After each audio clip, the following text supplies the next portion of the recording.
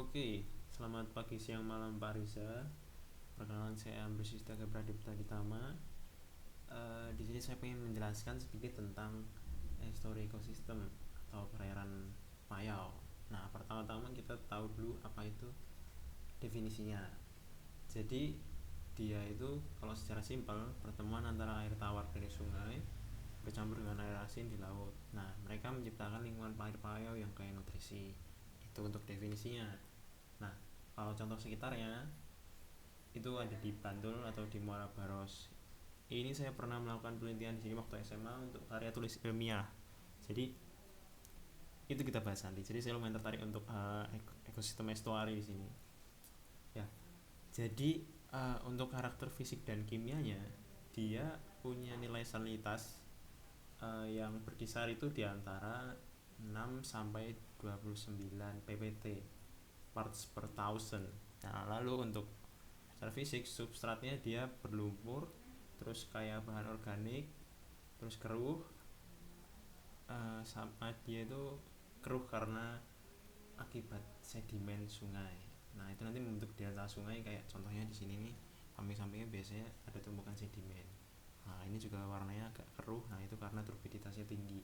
Nah, kalau untuk contoh-contoh organisme yang bisa hidup ya ada ini, ada ikan nila, ikan pari hidung panjang. Nanti bakal saya jelasin lebih lanjut. Nah, untuk klasifikasinya dia ada, sejauh yang saya temukan, sejauh yang saya baca itu ada 4. Jadi ada Barfield Estuary yang itu nanti membentuk laguna gitu seperti di Baros. Seperti Baros itu bentuknya kayak ada sand splitnya gini yang tertutupi. Jadi di sini lagunanya, di sini muaranya arahnya dari sini. Nah, untuk yang kedua ada Tectonic Estuary, itu terbentuk karena penurunan tanah karena faktor tektonik. Nah, contohnya ada di San Francisco Bay, jadi tanahnya turun gitu. Oke, lanjut untuk yang ketiga ada Coastal Plain Estuary. Ya, ini contohnya ada di Delta Mahakam. Jadi terbentuk akibat kenaikan permukaan air laut. Jadi kayak gini nih, Pak. Ya. Jadi nanti terbentuk deltanya gitu, terus air laut meningkat. Terus yang keempat ada fjords. Itu lembah glasial yang berbentuk AU yang terkena aing dan memiliki ambang dangkal di mulutnya. Jadi ada silnya gitu. Di sini kayak ada tumpukan apa namanya, tumpukan sedimennya begitu. Nah, kita masuk ke biota estuari. Jadi kalau untuk floranya ada bakau, itu yang sering kita mention selalu di kehidupan manusia saat ini. Terus ada seagrass atau lamun, terus juga ada alga mikroskopis di atom yang mereka bisa hidup di banyak tempat atau adaptasinya cepat lah. Nah, untuk faunanya contohnya seperti tadi ada ikan pari hidung panjang, lalu yang kedua ada nila, landak laut, sama mangrove red snapper.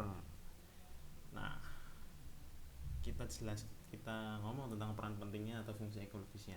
Jadi dia di sini sebagai daerah asuhan dari larva-larva ikan, udang, sama kalau contoh ikan itu ada anakan hiu, itu bisa juga. Terus ya beberapa ada ikan lagi.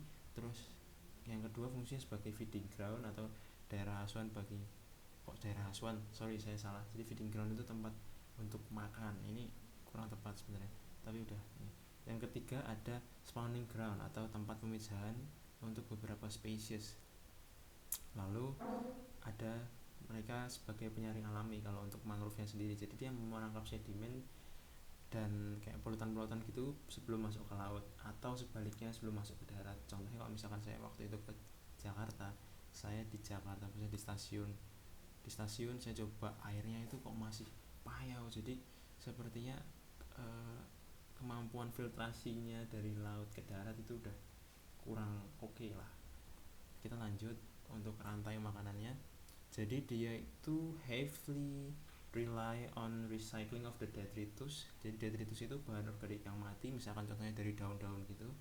Jadi kalau untuk alurnya, jadi daun mangrove itu turun jadi bahan organik yang mati, itu bisa jadi, atau bahan organik lain terus diolah oleh detritivor, contohnya cacing, udang, kepiting, lalu masuk ke karnivora kecil, baru ke karnivora besar, dan contohnya ada burung, ikan yang lebih besar, lalu manusia. Nah, ini seperti ini gambarnya. Oke, lanjut. Untuk ancaman dan konservasinya, Ini kita bisa lihat contohnya aja ya ini Pak. Kalau contohnya konservasi atau bisa juga reboisasi di sini. Itu ini ada contohnya mahasiswa UGM tanam mangrove di Pantai Barus tahun 2019. Ini saya baca beritanya. Lalu kalau untuk ancamannya itu terjadi deforestasi atau alih lahan begitu. Ini di Kalimantan, jadi terlihat ada orang menebang mangrove. Oke, jadi masuk langsung kesimpulannya. Jadi estuari itu adalah ekosistem vital penghubung antara darat sama laut, antara sungai sama laut.